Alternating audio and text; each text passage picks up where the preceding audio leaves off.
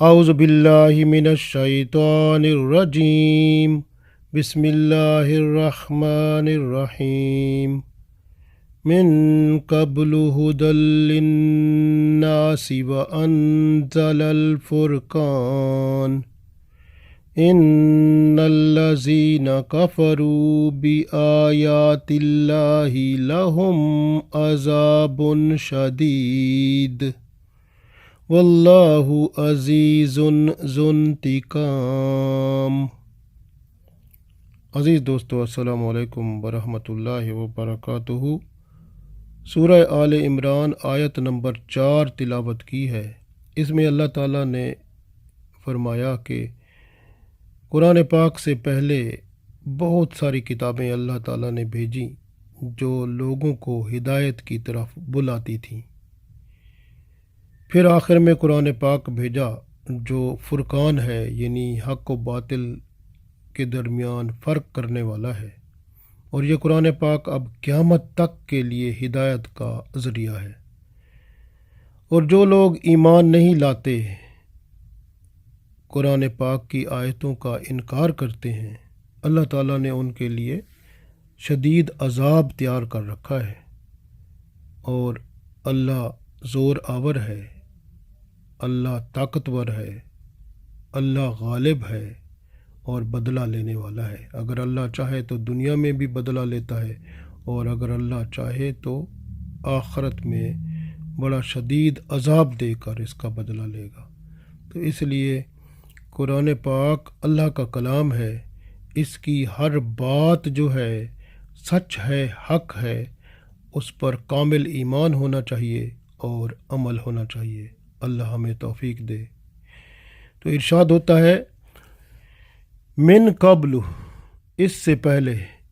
ہدن ہدایت کا، للناس لوگوں کے لیے، یعنی اس سے پہلے لوگوں کے لیے ہدایت، لوگوں کی ہدایت کے لیے اللہ تعالیٰ نے بہت ساری کتابیں بھیجی۔ وَأَنزَلَ الْفُرْقَانَ، وَأَنزَلَ اور اتارا، فرقان یعنی فرقان، فرق بنانے والا، جو فرق بتاتا ہے حق اور باطل کا۔ تو قرآن پاک حق باطل کا فرق بتاتا ہے، تو اللہ تعالیٰ نے پھر قرآن پاک اتارا۔ ان الذین، بے شک وہ لوگ، کفروا جو انکار کرتے ہیں، کفر کرتے ہیں، بآیات اللہ، اللہ کی آیتوں سے، لہم ان کے لیے، عذاب عذاب ہے، شدید سخت، یعنی ان کے لیے سخت عذاب ہے، عذاب شدید یعنی سخت عذاب ہے، واللہ اور اللہ تعالیٰ عزیز غالب ہے، ذو انتقام بدلہ لینے والا ہے۔ تو اس میں اللہ تعالیٰ نے ارشاد فرما دیا کہ لوگوں کے لیے جو ہی اللہ تعالیٰ نے آدم علیہ السلام کو دنیا میں بھیجا، تو پھر آدم علیہ السلام کے بچے پیدا ہوئے، جیسے ہم سب آدم علیہ السلام کی اولاد ہیں۔ تو آدم علیہ السلام کی اولاد جو ہی پیدا ہوئی تو پھر ان کو آپس میں رہنا، کیسے رہنا ہے، کیسے زندگی گزارنی ہے، تو اللہ تعالیٰ نے وہ کتاب کی صورت میں،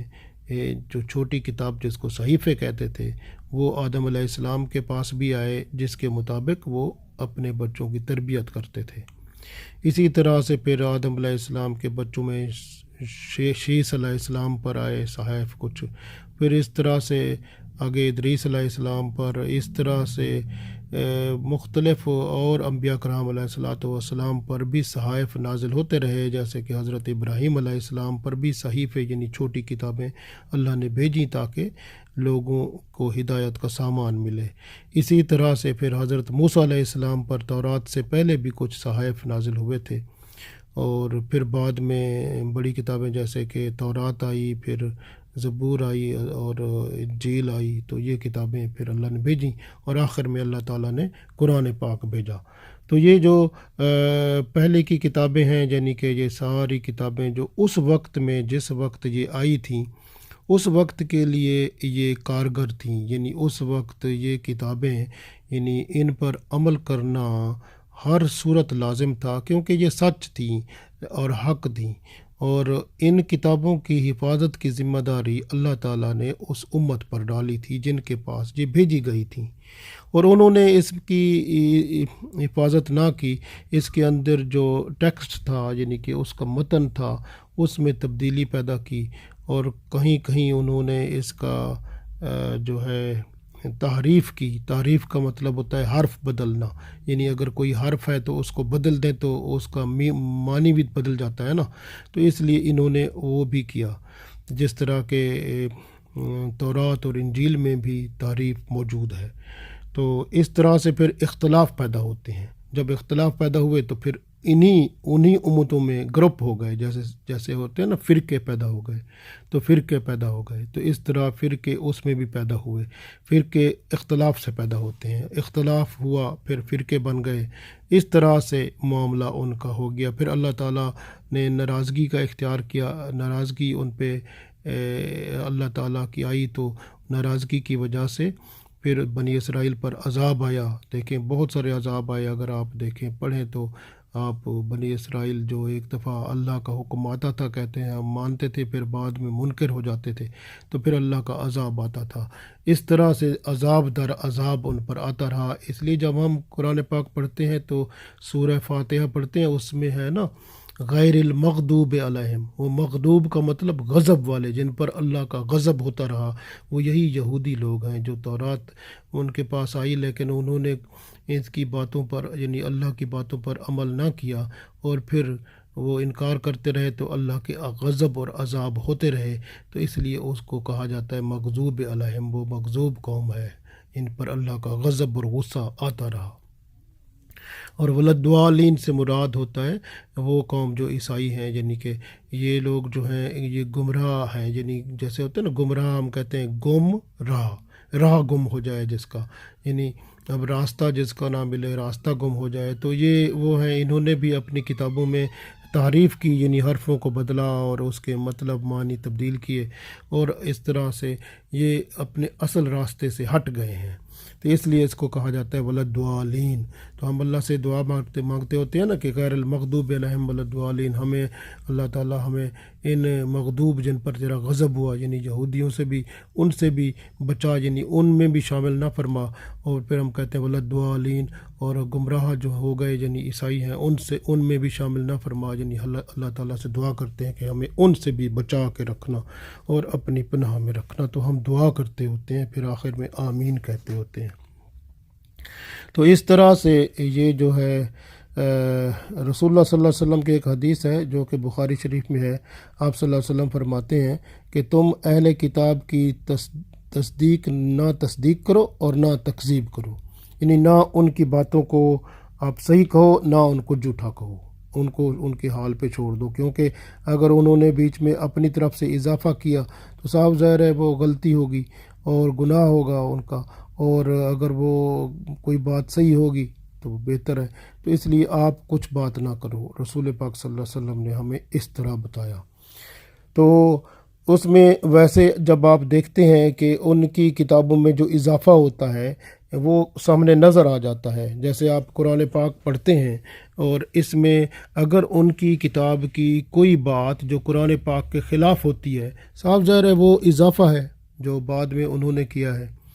اور ویسے بھی اب آپ کو پتہ ہے کہ یہ جو ہے ہر سال ان کا اجلاس ہوتا ہے، اور یہ لوگوں کی رائے دیکھتے ہیں، لوگوں کا رجحان دیکھتے ہیں، پھر اس میں کوئی نہ کوئی کتاب میں امینڈمنٹ کر دیتے ہیں، یعنی تبدیلی کر دیتے ہیں، تو اس طرح سے ان کا چلتا رہتا ہے سلسلہ۔ تو یہ کتابوں کو بھی لوگوں کے ذہن کے مطابق بنا دیا گیا ہے، تو یہ بھی عجیب صورتحال ہے۔ اور ویسے بھی آپ دیکھیں آج کل تو چرچ میں بھی ڈانس ہوتے ہیں اس طرح کے جس طرح انڈین فلموں میں ہوتے ہیں، یا استغفر اللہ، عجیب صورتحال پیدا ہو گئی ہے، اور شراب جو ہے وہ چرچوں میں ہی لوگ پیتے ہیں۔ اب اللہ تعالیٰ معاف کرے، بہت سارے حالات عجیب ہو گئے ہیں، تو اس لیے جو ہے یہ جو ماحول ہے اس میں تبدیلیاں خود کر کے وہ اپنے ماحول کو بدل دیتے ہیں۔ تو جس کے لیے ہمیں جو ہے حکم کیا ہے کہ ہمارے لیے حکم ہے، اللہ نے فرمایا وَأَنزَلَ الْفُرْقَانَ، تو ہم نے فرقان یعنی قرآن پاک کو نازل کیا۔ قرآن پاک فرقان ہے ہمارے لیے، لیکن ان لوگوں کے لیے فرقان تھے معجزے، جیسے وہ پیغمبر آئے تھے نا تو ان کے پاس معجزے بھی ہوتے تھے جو اللہ کی حقانیت بیان کرتے تھے، تو ساتھ معجزہ بھی دکھاتے تھے۔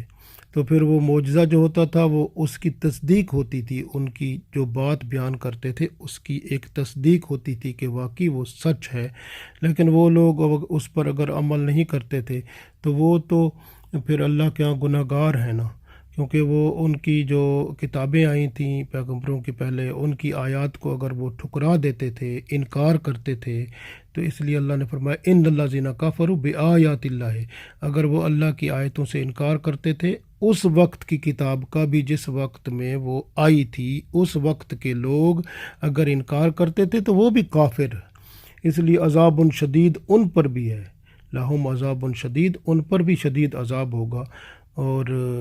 واللہ عزیز ذو انتقام، اور اللہ تعالیٰ غالب بھی ہے، ان سے بدلہ بھی لیا، ان پہ بہت لوگوں کو اللہ تعالیٰ نے سزائیں دیں، کسی کی شکلیں تبدیل کر دیں، کسی کو مختلف قسم کے عذاب آئے، تو یہ اللہ تعالیٰ بدلہ لینے والا ہے، عزیز ذو انتقام ہے۔ اس لیے اللہ تعالیٰ نے فرمایا آپ کے پاس میں نے جو بھیجا ہے وہ قرآن پاک ہے۔ قرآن پاک ایسی کتاب ہے جو کہ دیکھیں ایک قول فیصل بنا کر اتارا گیا ہے، یہ حق و باطل کے درمیان ایک امتیاز کی کسوٹی ہے، اس لیے اس کتاب کا انکار کرنے والے کے لیے شدید عذاب ہے۔ دراصل وہ نظام عدل جو اللہ چاہتے ہیں وہ حق پر قائم ہے، اور قرآن پاک اس کی وضاحت کرتا ہے، اور جو لوگ اس کو نہیں مانتے تو وہ پھر اللہ اور اس کے رسول صلی اللہ علیہ وسلم کی باتوں کو نہ ماننے والے کفر میں چلے جاتے ہیں۔ اس لیے اسلام امن و امان کو قائم رکھنا چاہتا ہے اور یہ لوگ اس کو خراب کرنا چاہتے ہیں، تو اس لیے اللہ تعالیٰ فساد کو پسند نہیں کرتا،